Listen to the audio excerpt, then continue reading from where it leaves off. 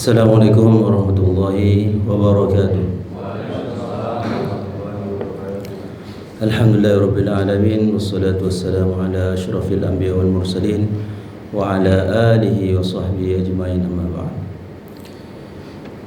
Alhamdulillah, puji syukur kita kepada Allah Subhanahu wa taala yang telah memberikan hidayah, taufik dan maunahnya kepada kita semua, sehingga alhamdulillah kita masih bisa melaksanakan sholat isya secara berjamaah dan dibarengi dengan taklim setelah isya. Semoga amal-amal kita semuanya diterima oleh Allah Subhanahu wa taala. Amin ya rabbal alamin. Salat dan salam semoga tetap tercurah limpahkan kehadirat baginda Nabi Muhammad sallallahu alaihi wasallam yang selalu menyayangi umatnya, membimbing umatnya sampai akhir zaman. Allahumma salli wa sallim wa barik alaika ya habibi ya Rasulullah, tibta hayyan wa tibta maitan, amma ba'd. Jemaah sekalian rahmat Allah Subhanahu wa taala, alhamdulillah hari ini kita akan membahas tentang permasalahan fikih, lebih khusus dengan tentang imamah ya, sifat-sifat al-mustahabbah lil imam, sifat-sifat yang sangat dianjurkan untuk dimiliki oleh seorang imam. Idza tawaffarat asy-syurut as-sabiqah fil imam fatasihhu imamatuhu. Kalau mencukupi syarat-syarat ya sebagai imam, maka sudah sah ya, keimamannya. Di sini kita akan memaparkan beberapa ya, syarat-syarat untuk seorang imam. Lakin yabqa at-tafasil li taqdim man tawaffara fihi sifat al-hamidah wal mustahabbah.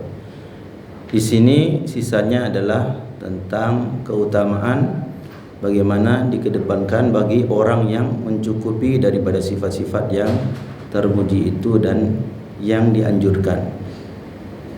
Litakuna salatuhu akmal wa afdal, supaya salatnya lebih sempurna dan lebih utama. Wa tatahaqqaqa hal al-hadaful asma min salatil jamaah. Tentu tujuan daripada salat jamaah itu terpenuhi. Wa min hadhihi sifat al-fiqh wal qiraah wal wara' was sin wan nasab wal hijrah.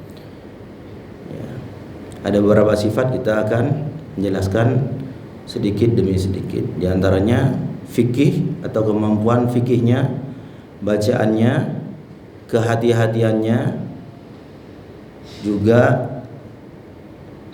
umurnya, nasabnya dan hijrahnya. Pertama, taqdimu al-afqah wal aqra. Mengutamakan pengetahuan fikih dan pengetahuan bacaannya bagi seorang imam. Yuqaddam fil imamah al-aktsar fikhan. Di sini diutamakan bagi yang menjabat sebagai imam adalah orang yang paling banyak tahu tentang fikih, terutama fikih shalah ya, karena kita melakukan tentang salat ini. Fayuqaddamu 'alal aqra, maka posisinya di sini lebih diutamakan daripada hanya sekedar bacaannya bagus. Li'anna al-hajah ila al-fiqhi fi athna'is shalah ahammu minal qiraa'ah. Kenapa? Karena pengetahuan terhadap fikih shalah, kalau kita tengok bagaimana ada sekitar 15 rukun salat. Ada yang qauli, ada yang fi'li, ada yang ab'ad, ada yang aqrab. Kita harus tahu semua itu. Mungkin kita pada pertemuan berikutnya kita akan membahas tentang rukun-rukun salat ini insyaallah.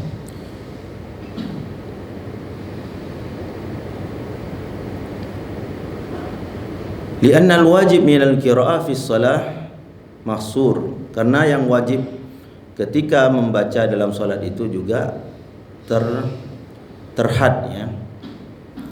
Amal ahkam, sedangkan hukum-hukum wal hawadith allati tatra'u fi shalah, sedangkan hukum ahkam Dan kejadian-kejadian yang terjadi di dalam solat, yang kadang terjadi dalam solat, wa tahtaju ila ma'rifatil hukmi. Ya, di sini perlu kepada pengetahuan tentang hukum solat. Kalau imam lupa gimana harus buat? Kalau imam tidak mengerjakan tahiyat awal gimana buat? Ini tidak berkenaan dengan bacaan Al-Quran, bacaan Al-Quran pada sisi lain, yaitu Fatihah dengan surah. Sedangkan dalam pelaksanaan solat perlu kepada fikih solat. Nah, ini yang lebih penting. Tapi kalau dua-duanya terpenuhi, fikih solatnya bagus, bacaannya pun bagus, nah ini tentu lebih sempurna dan lebih afdal.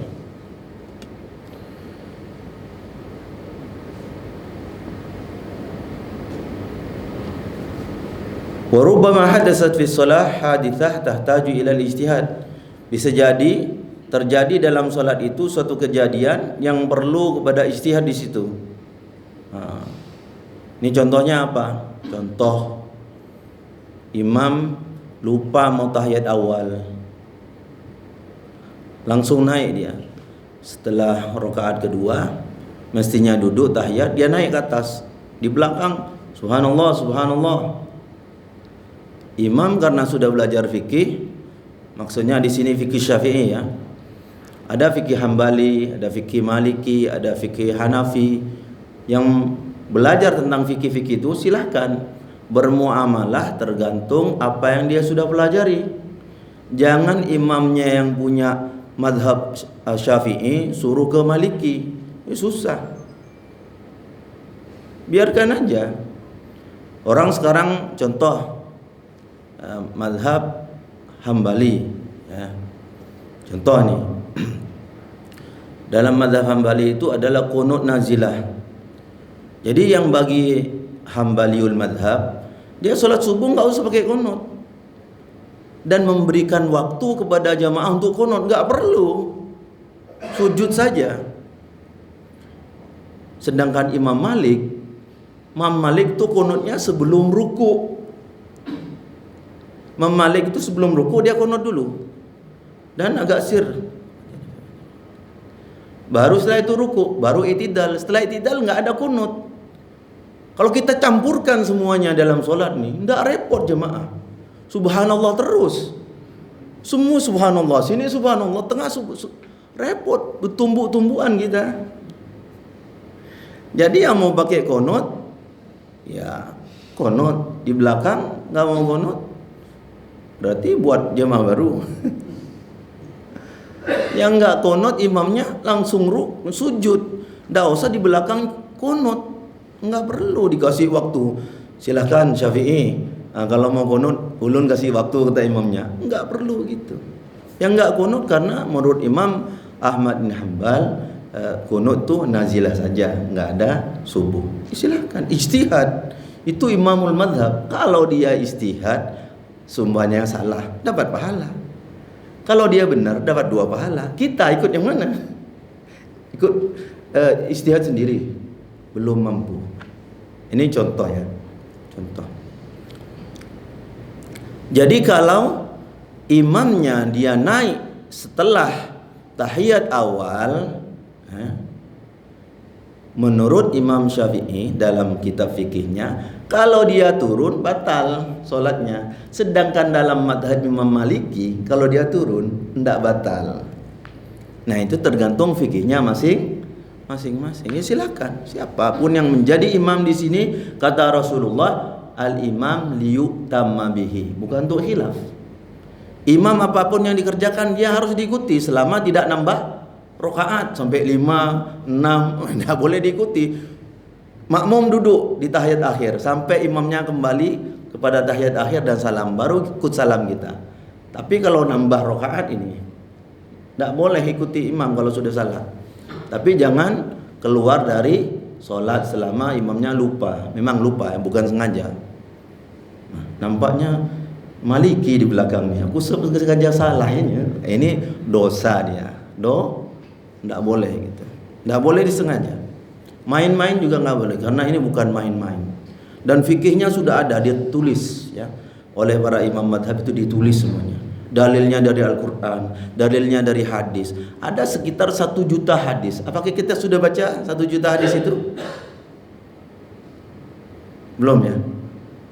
Jadi sudah dituliskan. Jadi kita tinggal mengikuti saja. Di antaranya juga tentang basmalah, sama.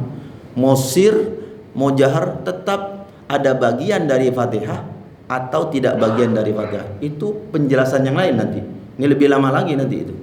Tentang basmalah saja lama lagi. Imam Suyuti sudah bilang bahwasannya yang mau pakai bagi orang-orang Syafi'i semuanya, kalau ada nggak pakai basmalah, tetap Fatihah itu sah 7 maksudnya suratal ladzina an'amta 'alaihim 6 nanti. Kalau nggak Fatihah nggak masukkan dalam basmalah. Tapi kalau Fatihah masukkan dalam basmalah berarti 1 basmalah, nanti siratal ladzina an'amta 'alaihim ghairil maghdubi 'alaihim waladdallin itu 1, tetap 7. Mau pakai basmalah 7, enggak pakai basmalah tetap juga 7. Sah salatnya dijaharkan, sah salatnya disirkan, sama-sama sah.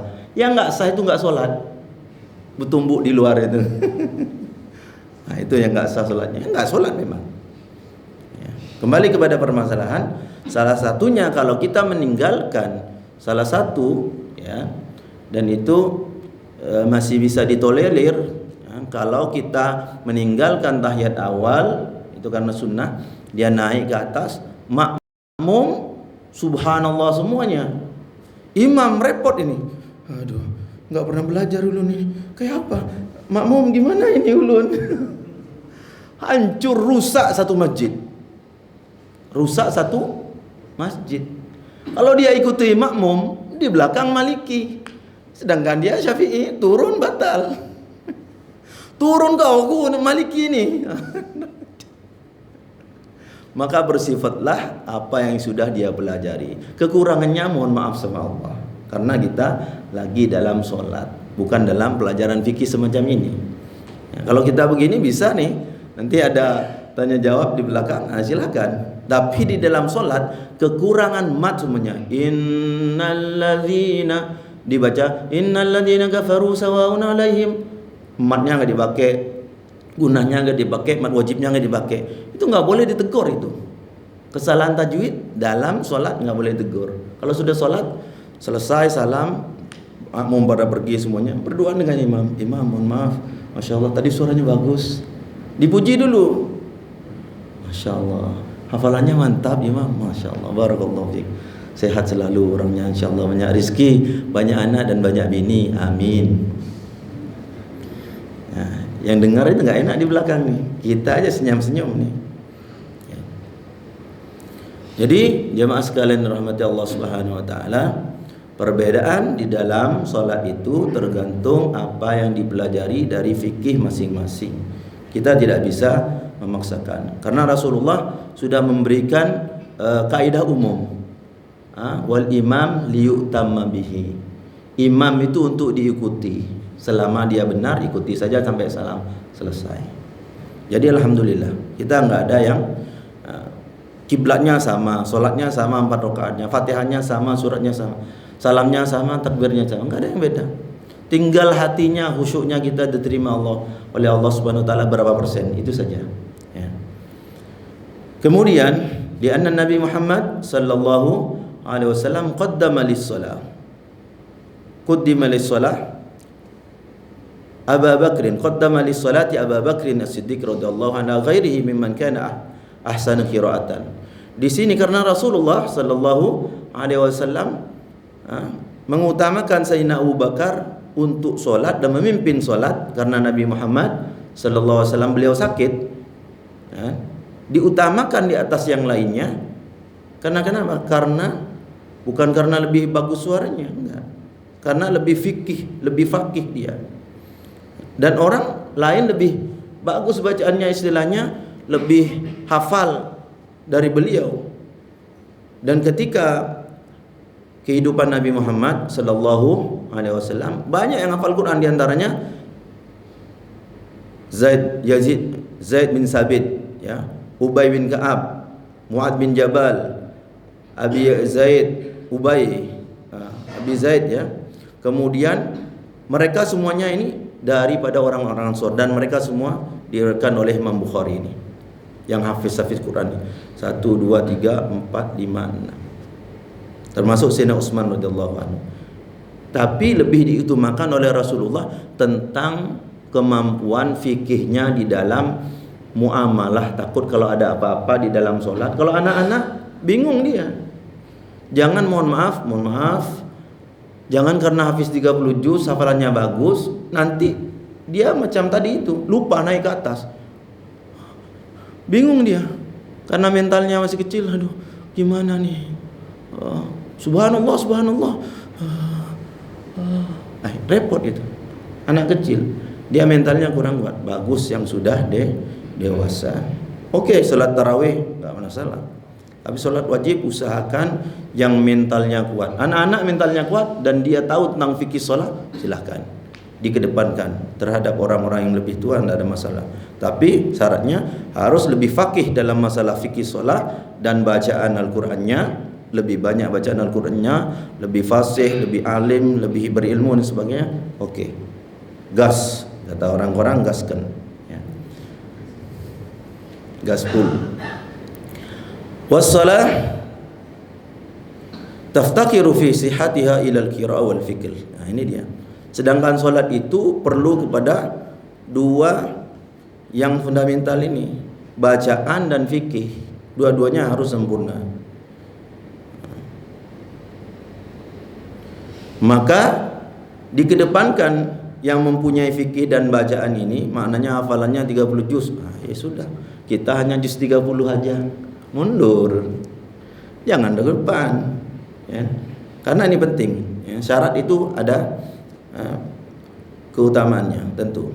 Sampai Rasulullah sallallahu alaihi wasallam ketika ada yang meninggal dua orang ini, saudaranya, siapa yang paling banyak hafalan Al-Qur'annya, dia dimasukkan duluan. Sampai begitunya Rasulullah menghormati orang ahli Quran. Tentu dia mempunyai pengetahuan tentang fikih juga ya. Dan kalau dua-duanya ini ada pada satu orang, maka lebih sempurna. Saya di Mesir tuh biasa jadi imam itu ya. Kalau imamnya nggak ada, saya yang maju itu.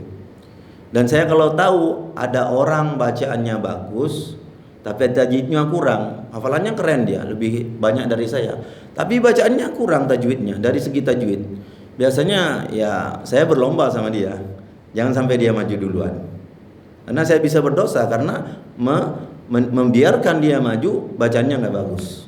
Tapi bukan senggol-senggolan, itu enggak ya, salam olahraga itu bukan, enggak pernah. Cuma kalau dia rada-rada sedikit, saya langsung maju, karena kawan imamnya itu kawan saya juga. Kita satu di Al-Azhar. Jadi kalau dia siap-siap, sudah saya maju duluan. Tapi kalau ada Syekh Muhammad namanya itu, dia bacanya bagus, hafalannya 30 juz, punya sanadnya qiraah asyrah, saya minggir sedikit ke sebelah kanan, beliau yang maju. Saya menikmati hafalannya, menikmati suaranya, menikmati indah bacaannya. Masya Allah, ya Allah, saya mau juga 30 juz ya Allah. Begitu. Kemudian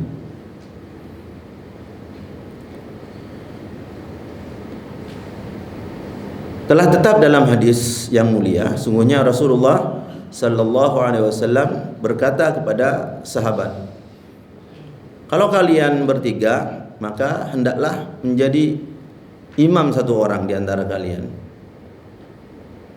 Dan orang yang paling berhak dengan imamah itu adalah orang yang paling pintar bacaannya. Jadi catatan. Wa bayana Syafi'i rahimahullah. Di sini Imam Syafi'i lahir 150 ya. 150 ini termasuk dalam masa kurun mubarakah, masa-masa yang diberkahi. Sahabat Nabi dengan sahabat dengan tabi'in dengan tabi'in. Ini termasuk Imam Syafi'i di dalamnya ini.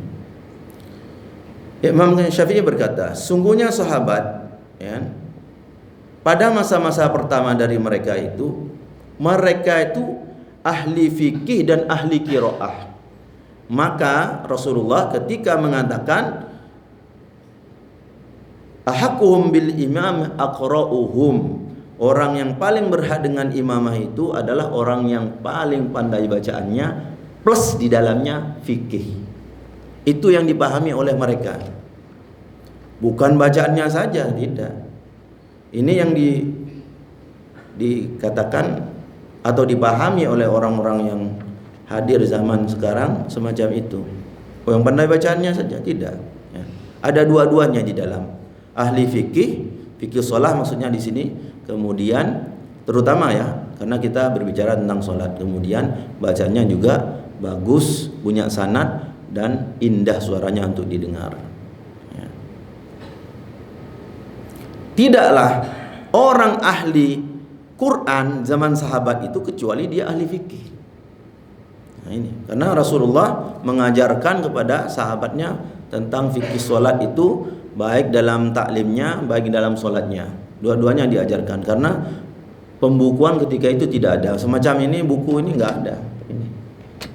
Ini dicetak setelah berapa ratus tahun sampai ke kita. Berkata Ibnu Mas'ud radhiyallahu anhu, tidaklah kami melampaui 10 ayat sehingga kami tahu tentang perkara di dalamnya, perintahnya, larangannya, hukum ahkamnya. Bayangkan gitu ya, kalau baca sekarang anak-anak muda baca, coba syaqulu suha minan nas ma wallahu maqiblatul mulati, lanjutkan. Lanjutkan di ayatnya. Apa artinya? Nggak bisa jawab dia.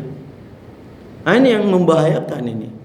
Jangan ini disodorkan untuk jadi imam nggak tahu fikih sholat. Nanti dia ada masalah di sholat, repot nanti untuk menyelesaikan kalau ada masalah di dalam sholat. Ini sangat penting sekali. Kemudian ini kata Abdullah bin Mas'ud, jadi kalau ada 10 ayat itu kami tahu perkaranya, ada perintahnya enggak di situ, ada larangannya enggak, ada hukum ahkamnya enggak secara syariat, apa hukum hudud kah, muamalah kah, atau perdagangan kah, mereka tahu semuanya. Kalau sekarang ya tinggal dihafalin aja, kecuali mereka nambah 2-3 tahun lagi tentang belajar tentang tafsir dan hadisnya, maka mereka akan menjadi orang alim. Fal murad bil aqra. Nah, dia. Maka dimaksud dengan aqra di sini afqah bil Quran, lebih faqih dengan perkara-perkara yang Al-Qur'an ini, ya, perkara-perkara Al-Qur'an. Al-Qur'an ini ada 20 riwayat, ya. Al-Qur'an yang kita baca ini sekarang sederhananya ada 20 riwayat. Masih ada tambahannya lagi, itu 4 itu. Tapi 20 riwayat ini belum kita baca, yang dibaca itu hanya satu. Yang kita baca itu satu riwayat saja itu. 19 riwayat belum kita baca.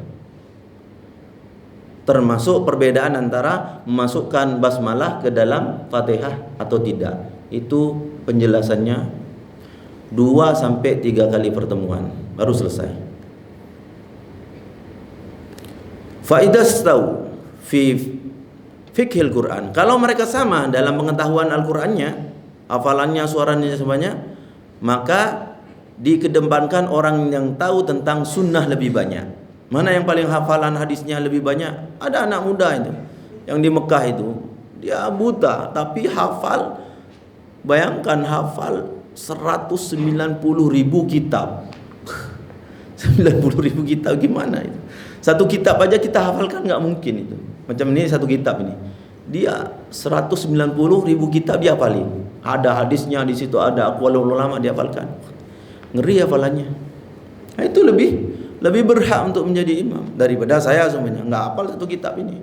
Kalau dia datang ya kita mundur, minggir ke samping. Kasih jalan, hormati ahli ilmu karena Allah menghormatinya. Wa ulul ilmi qa'iman bil qist. Di dalam Al-Qur'an disebutkan Allah aja menghargai ahli ilmu. Bagaimana kita tidak? Tentu harus lebih. Minimal ada penghargaan di dalam hatinya. Maka kata aqra di sini dal afqah fil Quran ala man dunah. Jadi orang yang paling fikih tentang Quran, paling ngerti tentang Al-Quran dan tahu tentang sholat, nah itu diutamakan dulu, baru bawahnya seperti itu. Kemudian wa yuqaddamul ahsan wal ajwad qira'atan lil Quran ala man dunah. Bisa. Kemudian kalau memang sudah tidak ada yang itu, maksudnya mungkin terlambat, mungkin masih sakit perut dan sebagainya di perjalanan, OTW macet dan sebagainya. Oke, nggak apa-apa. Yang penting selamat, sholatnya bagus bacaannya. Nah, yang paling bagus bacaannya, maka boleh istilahnya ada anak-anak kita di masjid masing-masing itu dibuat perlombaan membaca Al-Quran. Ada perlombaan hafiz Al-Quran, boleh. Itu nanti itu. Tapi suruh buka Quran mana-mana anak-anak ini, karena anak-anak jarang hafiz 30 juz, itu masih 5, 6, 10 tahun ini jarang. Kalau di Samarinda, Kalimantan Timur tuh 10 tahun itu jarang ya. Jarang, bukan nggak ada ya, jarang. Dibuat perlombaan baca Al-Quran sehingga mereka senang. Baca Al-Quran, wah bisa saya, senang. Tapi lomba tahfidz Quran berat bagi mereka. Baca Al-Quran saja. Yang paling bagus bacaannya, nanti kita kader, jadikan dia imam nanti di situ. Kalau ada orang-orang tua atau imamnya yang berhalangan, maka dia menjadi posisi pertama karena sudah dikader. Ini sangat penting sekali. Saya ngajarin Quran di salah satu masjid, yang datang tuha-tuha, yang halus-halus ke dada, nggak ada yang datang, jadi susah, kaderisasinya susah. Jadi mau mereka diajukan, belum saya dengar, jadi susah. Nggak sanggup kita masih. Paksa kita walaupun sakit-sakit tetap jadi imam, karena yang kaderisasinya nggak dijalankan atau anak-anaknya masih belum dewasa. Yang dewasa itu nggak ada nempel di masjid itu. Anak-anak saja SD, kalau SMP, SMA itu nggak ada ke masjid.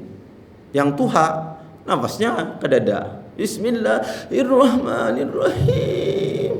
Mati. Bahaya itu, rukun kematian yang repot. Ya.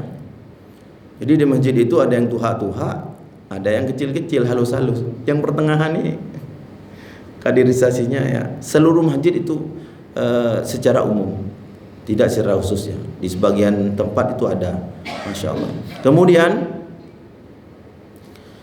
Rasulullah sallallahu alaihi wasallam juga mengatakan, ya ummul qauma aqra'uhum li kitabillah wa aktsaruhum qira'atan fa in kanu fil qira'ati sawa faqaddimuhum fa aqdamuhum hijrah fa in kanu fil hijrah sawa fa akbaruhum sinnan. Ini dikasihkan patokan dalam imamah. Apa itu? Orang yang paling tahu tentang Al-Qur'an, paling banyak hafalannya. Kalau mereka sama hafalannya dan bagusnya, oke, mana yang duluan hijrah? Muhajirin tentunya. Tentunya Sayyidina Abu Bakar. Ya. Maka Sayyidina Umar, Sayyidina Utsman dan Sayyidina Ali, semuanya muhajirin itu. Dan kebetulan dari Quraisy semuanya. Alhamdulillah. Ya. Kalau sama mereka dalam hijrahnya, maka yang lebih tua. Ini dia. Lebih tua. Itu yang pertama ya. Kemudian yang kedua, takdim bisin. Mengutamakan orang yang lebih tua ya, daripada anak-anak yang kecil yang masih dalam masa pertumbuhan atau yang baru Islam. Nggak sama dengan Sayyidina Abu Bakar yang pertama kali beriman kepada Rasulullah, berhijrah sama Rasulullah, berjuang sama Rasulullah, dengan orang yang baru masuk, baru belajar ngafal Quran, disuruh jadi imam, nggak bisa dia, nggak tahu fikih shalah, nggak tahu Al-Quran. Kata Rasulullah, allimu akhakum Al-Quran was shalah. Yang baru masuk Islam itu ajari dia itu Al-Quran dan sholat. Maka dua yang penting, sholat dan Al-Quran. Jadi untuk usia ini sangat penting, karena tambah usia tambah kematangan. Tapi tidak semuanya ya. Tapi yang terpelajar di sini dan bisa mengambil ibrah. Ketiga, at-taqdim bin nasab wa syaraf. Ini mengutamakan juga ahli nasab dan kemuliaan. Tentu ya, para habaib terutama keturunan Nabi Muhammad sallallahu alaihi wasallam dan para ulama, para hafiz, mereka lebih diutamakan. Sebagaimana saya ceritakan di Mesir yang tadi itu. Ada anak muda, dia nggak terlalu bisa melihat, kacamatanya tebal segini, masya Allah. Tapi suaranya luar biasa. Kalau bisa dibeli, saya beli itu orang. Ya. Hafalannya, ya Allah, punya sanad, wah luar biasa. Pokoknya sempurna aja, sempurna dari bacaannya, hafalannya, waraknya, hati-hatinya, muhib lil Quran, suka cinta kepada Quran terkumpul di situ. Maka di sini tentu ya orang Quraisy pertama. Kalau orang Quraisy sudah nggak ada di situ, berarti orang Arab secara umum. Kemudian orang selain Arab. Ya. Kemudian orang yang alim, yang soleh, kalau terkumpul di dalamnya sifat-sifat dan syarat-syarat untuk solat itu sudah tersempurna. Yang keempat, taqdimul adl wal awra. Ini mengutamakan orang yang adil dan orang yang hati-hati, yang mempunyai jiwa adab, ya, mempunyai sopan santun yang tinggi, tidak teriak-teriak di masjid, ya, tidak memukul anak-anak. Ini diutamakan. Orang yang lembut perangainya, akhlaknya, ini diutamakan, ya. Tidak melakukan dosa besar atau tidak memperbanyak dosa-dosa kecil, ya. Dia istiqomah dengan hukum-hukum syara, ya. Juga persaksiannya juga diterima, nggak pernah melakukan kefasikan dalam hidupnya, ya. Hati-hati dalam perbuatannya, tingkah lakunya, fikirannya bahkan dan perasaannya, ini juga diutamakan.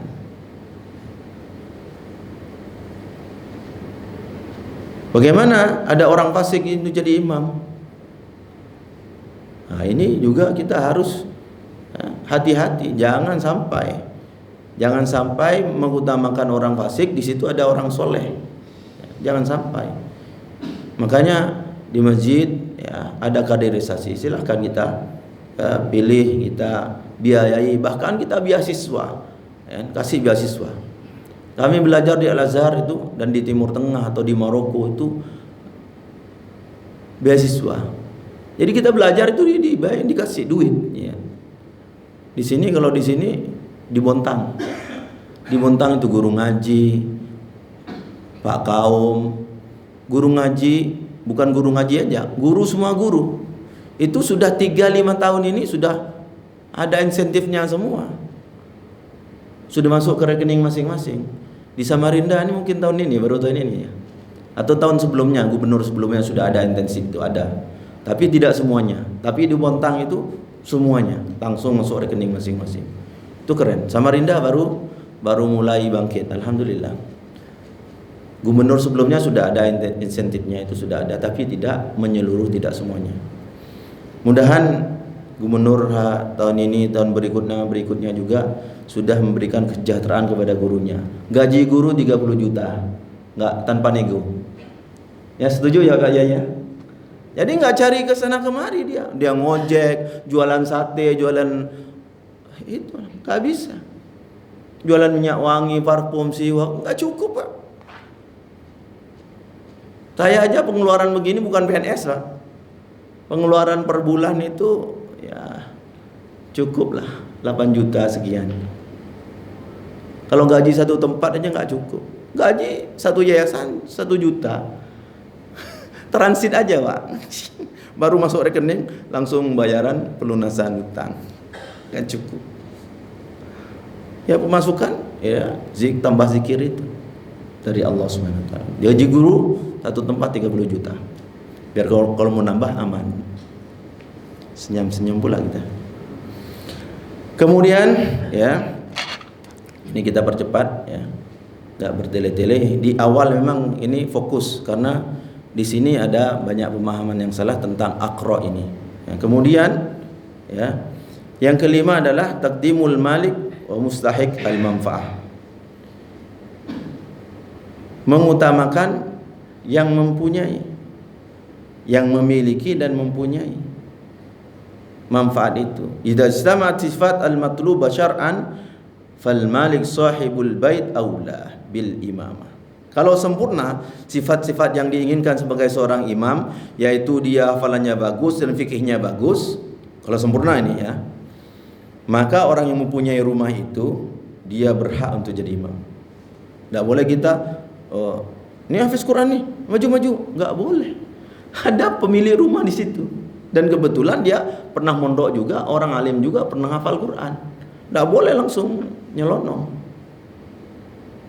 Apalagi ada di rumah bupati kita izin dulu sama bupati. Kalau bupatinya silakan yang hafiz, baru ke depan. Jangan langsung-langsungan. Itu salah satu adab kita juga kita perhatikan tentang imamah ini. Karena beratnya menjadi imam itu bukan kemuliaan, Pak, tapi amanah. Berat di bahu, tanggung jawabnya berat. Dia harus hafal Al-Qur'annya. Kalau nggak hafal, hilang buyar, bubar jamaahnya. Kita juga resah, makmum juga resah kalau nggak hafal. Bukan kemuliaan. Tapi kalau sempurna semuanya, baru terakhir kemuliaan. Tapi kalau kita tidak mempunyai syarat untuk itu amanah, lebih kepada amanah. Karena harus kita pikul itu. Karena imam kalau nggak hafiz, nggak bisa dia itu mengandalkan makmum untuk memperbaiki bacaannya. Hanya Allah Subhanahu Wa Taala dan dirinya ketika dia belajar bertanggung jawab ketika pelaksanaan sholat. Lainnya nggak bisa kita andalkan. Kenapa? Karena apa yang kita hafal belum tentu jamaah hafal. Walaupun dia hafiz 30 juz, kadang pikirannya ke tempat lain, nggak bisa memperbaiki imam yang lagi salah itu. Nah, ini didasarkan daripada hadis Rasulullah sallallahu alaihi wasallam, la ya'ummur rajul fi ahli wala fil sultani. Jangan sampai orang menjadi imam ya dalam keluarganya atau kekuasaannya. Wala yajuz ala takrimatin fi baitihi, dan jangan sampai diduduki terhadap suatu tempatnya di rumahnya. Ada suatu tempat yang spesial khusus, jangan diduduki. Duduk di tempat yang sudah dikasihkan izin untuk duduk di situ. Maka orang-orang yang mempunyai manfaat rumah atau yayasan atau kekuasaan ya, bupati, gubernur itu, kecuali sudah ngasih isyarat silahkan ya. Yang keenam, yang terakhir ini adalah taqdimul wali wal hakim wal imam ratib. Nah, ini dia. Mendahulukan wali, pemimpin, hakim ya, dan imam ratib. Imam ratib di sini adalah imam yang digaji oleh masjid itu atau yayasan itu. Maka diutamakan wali atau hakim terhadap orang yang ahli fikih ini atau yang mempunyai rumah, kalau dia ridha itu untuk mendirikan solat itu di dalam kekuasaannya, didasarkan oleh hadis Abi Mas'ud As-Sabiq. Dengan umumnya wilayah juga. Kenapa? Karena tidak layak didahulukan selainnya, selain orang yang sudah mempunyai kedudukan itu, wali atau bupati, gubernur, RT, RW, apalagi menteri, presiden ini. Kalau dia layak, dia yang jadi imam. Kalau tidak diizinkan, walaupun kita hafiz Quran, fikihnya bagus, bacanya bagus, kita nggak ditunjuk, diam saja. Jangan begini, karena itu membahayakan kehusukan nanti, membahayakan akhlak kita di dalam bermuamalah. Walidzalika yuqaddimul imam ar-ratib al-muayyan bi ratibin wa ajrin minas sultan. Ini juga sebagai di mana-mana ya, Abdullah ibnu Umar namanya. Kalau dia turun di suatu tempat, dia ada imam ratibnya di situ yang sudah ditentukan, dia nggak mau jadi imam, kecuali silakan antum. Jadi kalau beliau itu tahu ada imamnya ratib, ya minggir, karena dia wajib sudah. Kita sunnah hanya membantu imam yang mungkin lagi terlambat, lagi di WC, ada BAB, BAK, itu kita bantu, nggak apa-apa. Tapi bukan untuk merebut posisi imam. Nih, ulun lebih hafiz, lebih hebat nih, lebih korek, antum belum, minggir. Nggak begitu. Ini bahaya. Nanti membahayakan kita di dunia dan di akhirat. Jangankan di akhirat, dunia aja orang nggak suka sudah. Orang-orang sombong tidak akan suka. Demikian yang mungkin bisa kita sampaikan pada kesempatan kali ini. Kurang lebihnya kami mohon maaf. Kalau ada yang mau ditambahkan silakan, like and share, jangan lupa.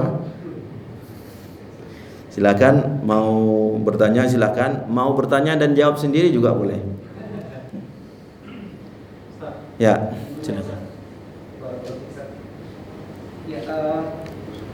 Mayoritas ulama, yakni Imam Syafi'i, Imam Malik dan Imam Ahmad bin Hanbal, meyakini bahwasannya bacaan Al-Fatihah ialah syarat sahnya sholat Ustaz. Lalu bagaimana ketika seorang imam salah Ustaz? Yang seperti kita tahu Ustaz, bahwasanya Al-Fatihah itu kan merupakan rukun dari sholat, yang mana jika salah satu rukun tidak terpenuhi maka sholatnya tidak sah. Nah, imam ini secara bacanya saja dalam Al-Fatihah sudah salah, yang mana kan kita ketahui dalam sholat ada kedua kesalahan saja dalam bacaan lahan jali dengan khofi, dan ini sampai lahan jali sampai lahan yang membatalkan sholat. Seperti contohnya ketika dia pada ayat iya karena serta dalam artinya maaf saja, karena kan dalam artinya hanya kepada engkau lah, sesungguhnya kepada Allah. Nah, ini dia tidak mensyidahkan juga, tidak mentasdidkan, hanya iya kan, yang artinya kita tahu kita bersama kepada sinar cahaya kita menyembah. Ketika kita sudah kesalahan jurusan, lalu yang tadi harusnya an'amta am'amta seperti itu. Bagaimana pendapat antum Ustaz? Iya, Masya Allah, pertanyaannya bagus sekali ini. Bisa dijawab sendiri bisa.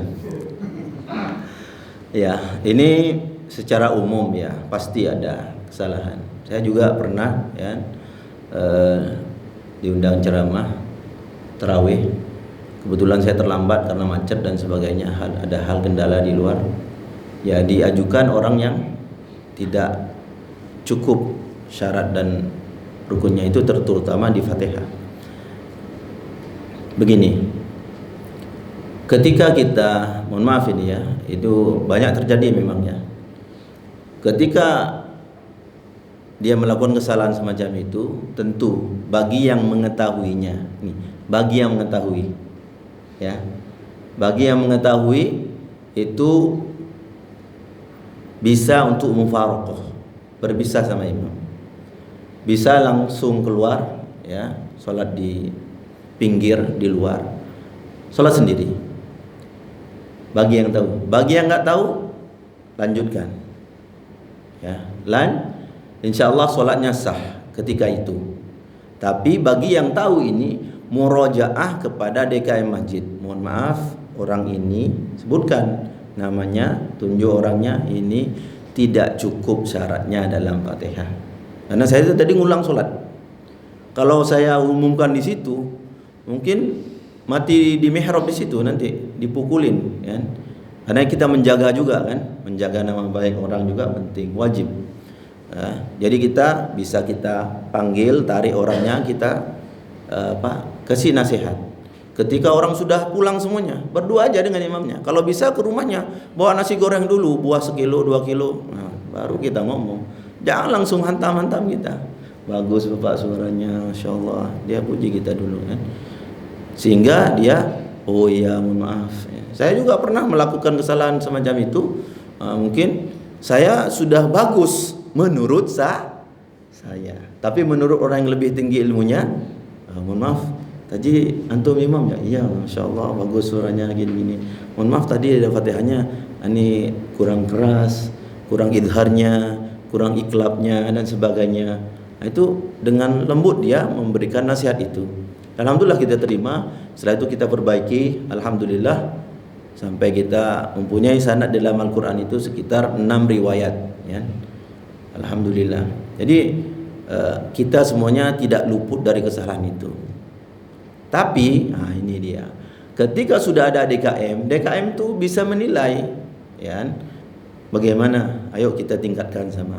Undang orang, kita perbaiki bersama, ngaji bersama. Malaikat Jibril itu istilahnya diundang sama Allah untuk datang ke Nabi, mengajarkan Nabi. Itu istilah privatnya ya, privat itu. Karena khusus Nabi dengan malaikat Jibril itu khusus 23 tahun, Pak. Kita Ramadan kadang nggak ngaji kita. Nggak pernah lihat malaikat Jibril dengan Nabi Muhammad itu ngaji. Nggak ada yang ngaji di masjid ini, bahaya itu. Ngajilah walaupun 1 ayat, setelah itu antum sibuk keluar sudah. 2 ayat, 3 ayat keluar. Tapi nggak pernah ngaji, nah, ini repot. Maka sangat penting dimusyawarahkan dengan DKM-nya, tunjuk siapa orangnya. Ini koalisi. Kalau bisa diuji, nggak ada masalah. Saya cukup syarat, tapi nggak bisa jadi imam. Kenapa? Karena saya ngajar malamnya. Saya tahu aja kalau imamnya nggak ada, saya gantikan. Nggak bisa jadi imam saya. Karena saya masih muda nih. Istilahnya kata orang masih muda katanya. Kok macam 17 antum katanya. Wah lama. Masya Allah ini ada kesempatan ini. Gayanya, tapi cukuplah satu kata Pak Kiai. Jadi semacam itu. Alhamdulillahirabbil alamin itu merubah makna. Rabbil alamin merubah makna. Merusak solat dan membatalkan solat. Ar-Rahmanir Rahim Maliki Yaumiddin Iyyaka na'budu wa iyyaka nasta'in. Batal solat itu. Siratal ladzina an'amtu 'alaihim batal. Mufaraqah kita. Tapi bagi yang enggak tahu lanjutkan aja. Kita musyawarah dengan DKM-nya, tolong orang ini jangan sampai jadi lagi. Siapkan. Kita kalau bisa nih ada 5-6 orang di sini yang di belakang imam itu sudah diuji semua bacaan Al-Qur'annya. Nah, boleh begitu. Jadi kalau imamnya kentut atau batuk-batuk, dia berdarah dan sebagainya, mati meninggal, kan ada kan? Imam mati dalam sujud itu, makmum belakangnya itu maju, yang cukup syaratnya maju menggantikan. Jangan, woi mati hambur nih solatnya, ngulang lagi, capek lagi kita. Ini nggak tahu fikih solatnya ini. Jangan karena imamnya mati meninggal, makmum semuanya buyar. Ini bahaya ini. Ada kan begitu kan? Ini bahaya ini. Dipelajari ya bagus-bagus. Imamnya meninggal, biarkan meninggal dia. Nanti sempurnakan sholatnya, kasihan. Masih satu lagi. Assalamualaikum warahmatullahi wabarakatuh. Bismillah, urus. Insyaallah dapat pahala semuanya. Tapi kalau kita tak tahu fikih sholat, hanya tahu tentang Quran saja, itu ini bila aqra'ukum li kitabillah, pemahamannya wal Quran saja yang diutamakan. Tak tahu tentang fikih sholatnya, gak ngerti nanti yang begitu itu. Repot, bubar Pak. Di pondok itu kalau penuh itu sampai 700.000 orang. Jadi 700.000 orang itu biasa saya sudah mengimami mereka. Apalagi kecil-kecil begini itu. Itu sedikit itu. Tapi kalau kita nggak tahu, ini yang repot. Bukan masalah sedikit banyaknya makmumnya, bukan. Kadang saya berdua dengan anak saya. Karena sudah terlambat ke masjid. Ya mau apa lagi, Pak? Sudah waktu. Berdua, nah ayo. Yang sudah sholat, saya suruh sholat sama saya lagi. Istri sudah sholat, mohon maaf, sholat sama saya. Ayo, adik, sholat sama saya. Mana ke masjid juga nggak ada orang. Keluarga saya suruh sholat sama saya. Begitu fikihnya. Jadi sangat diperhatikan masalah sholat ini, dipelajari tentang rukun-rukun sholat, ya, tentang syarat-syaratnya sholat, sahnya sholat dan sebagainya. Sangat penting, Pak. Sebentar lagi kita meninggal nih. Hadiah terbaik yang kita bawa kepada Allah di alam kubur itu sholat. Kalau sholat selesai kita yang lainnya insya Allah aman. Tapi sholat ini, na'udzubillah ada yang gak sholat ini 20 tahun, 5 tahun gak sholat, masuk kuburan disiksa langsung Pak, sampai hari kiamat. Gak ada yang tolongin kita. Gak imam, gak makmum, gak istri, gak anak, gak kakek, nenek. Kita sendirian di kubur. Kita tanggung jawab terhadap amalan kita. Maka sangat membahayakan. Jadi diusahakan pada DKM-nya dimusyawarahkan lebih bagus lagi, sehingga siapa yang masuk ke sini tolong diuji. Itu saja. Dan dijaga masjid itu sehingga tidak semua orang mau baru datang. Imam. Wah, Syekh, pernah saya sholat itu nggak ada imamnya. Udah yang panjang jenggotnya katanya. Wah, apakah yang panjang jenggotnya itu lebih fasih dari yang nggak ada jenggot? Wah, yang penting berjalabi ya. Terus yang kayak sarung nggak boleh. Kok mengambil syarat itu sembarangan? Yang penting pakai peci. Terus yang nggak pakai peci nggak boleh. Yang penting kan syarat bacaan fikih sholatnya itu yang diutamakan ya. Tapi kalau pakai jalabiyah, pakai peci, ada jenggotnya, itu lebih bagus. Cuma bukan itu. Aqra'ukum li kitabillah, orang yang paham tentang fikih sholat dan Al-Qur'annya 30 juz, suaranya bagus. Macam Syekh Muammar.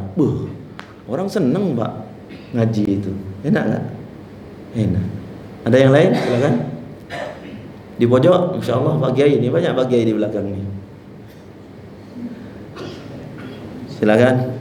Satu lagi, ya. Imam kan untuk diikuti orang. Ketika imam itu punya ikhtiros, kemudian makmumnya punya tawarruk, itu gimana? tidak berbeda. Iya. Kembali lagi kepada mazhab Imam Syafi'i, karena kita melakoni istilahnya membaca fikih Imam Syafi'i. Yang lainnya juga ada selentingan kabar gitu kan. Begini, memang diperbolehkan dalam rakaat yang dua itu untuk kita macam tahiyat awal, ya, duduknya macam tahiyat awal, namanya itu tawarruk ya, iftirosh ya, iftirosh tahiyat awal, tawarruk adalah rakaat terakhir. Begini, saya sendiri ini ya, kalau saya tidak membuat jilsah ya, jilsah akhir ya, contoh tarawih, jadi kita pas mau salam itu kan dua rakaat tarawih kan, jadi saya duduknya tahiyat awal. Nah, jadi memang diperbolehkan semacam itu, ada riwayatnya semacam itu. Kalau yang dua tahiyat awal, kalau yang empat tahiyat akhir. Itu mudahnya, karena ada yang masalah iftirosh dengan tawarruk nih nggak bisa membedakan ya. Jadi tahiyat awal duduk begini, kalau tahiyat akhir gini disilangkan. Nah, tahiyat awal, tahiyat akhir. Jadi ketika sholat tahiyat tarawih itu, memang tarawih, saya pakai tahiyat awal. Kemudian innaka hamidum majid. Mau naik saya, Assalamualaikum warahmatullahi. Assalamualaikum warahmatullahi. Karena kebiasaannya sudah, walaupun dua rakaat tahiyat akhir. Nah, ini lebih mudah kepada kita bahwasannya ini adalah rakaat terakhir. Nah ini, makanya Imam Syafi'i menganjurkan untuk walaupun dua rakaat pakai tahiyat akhir. Supaya apa? Ini adalah rakaat terakhir dan saya harus salam. Nah, saya karena tidak terbiasa untuk melakukan hal itu, walaupun secara teori saya sudah tahu ini, yang dua rakaat pakai macam Jumat, ya kan? Setelah itu qobliyah ba'diyah kan dua-dua itu, ya kan? Ya. Itu semuanya boleh tahiyat awal, walaupun itu rakaat terakhir. Setelah itu salam. Cuma ketika saya menjadi imam, itu sudah bergerak saya, kaki saya sudah mulai gini. Nah itu terpaksa, karena belum bersuara saya, maka saya turun lagi dan saya salam. Selamat. Kalau naik kata Allah, subhanallah, repot itu. Nanti goncang itu di masjid. Maka ini bagi yang terbiasa silahkan buat tawarruk ya. Lagi iftirosh ya untuk terakhir itu boleh, karena itu ada hadisnya juga ya. Dan untuk yang empat biasanya tawarruk supaya bahwasannya ini sudah terakhir. Tapi dua-duanya boleh dilakukan, tidak sampai membatalkan sholat. Pokoknya kalau empat masih ada yang walaupun empat tetap dia buat iftirosh itu dia tahiyat awal. 4 rakaat dia tahiyat awal, 2 rakaat tahiyat awal. Dia memang suka ini kan, tahiyat awal, enggak apa-apa sudah. Tapi bagi imam harus lebih hati-hati bahwasannya ini adalah rakaat terakhir. Kalau enggak dia naik ke atas macam yang saya sudah lakukan itu, dan saya terkejut bahwasannya lu kok naik ke atas ya. Nah, ini supaya tidak menjadi bahan keraguan-raguan bagi kita ketika dalam sholat, bahwasanya ini akan mau mengaruh pada makmum semua nanti. Karena makmum melihat, untung masih sujud mereka, nggak melihat saya bergerak di depan. Saya belum juga mengucapkan dalam mic itu. Saya duduk tenang. Assalamualaikum warahmatullahi. Assalamualaikum warahmatullahi. Dah selesai. Kedepannya saya langsung tahiyat akhir, supaya mengunci bahwasanya ini adalah rakaat terakhir dan harus salam. Sedangkan yang biasa silakan pakai tahiyat awal 2 rakaat, pakai tahiyat awal juga 4 rakaat, pakai tahiyat akhir juga 4 rakaat. Oke. Enggak ada masalah ya. Semuanya diberikan pahala oleh Allah Subhanahu wa taala. Demikian yang mungkin bisa kita sampaikan pada kesempatan kali ini, semoga bermanfaat dan berkah. Amin ya rabbal alamin. Allahumma anfa'na ma 'allamtana wa 'allimna 'ilman yanfa'una wa zidna 'ilman warzuqna fahma. Allahumma inna nasta'udzika ma qara'nahu ilaik fardudna ilaina inda hajatina ilaik wa la tunsini abadan abada bi rahmatika ya arhamar rahimin. Rabbana atina fid dunya hasanah wa fil akhirati hasanah wa qina adzabannar. Amin amin ya rabbal alamin. Kita tutup. Subhanakallahumma bihamdika asyhadu an la ilaha illa anta astaghfiruka wa atubu ilaik. Wa akhir da'wana alhamdulillahi rabbil alamin. Jazakumullahu kull khair ala husni ihtimamikum isma'ikum lana wal 'afwu minkum wa ila liqa'in qadimin insyaallah. Wassalamualaikum warahmatullahi wabarakatuh.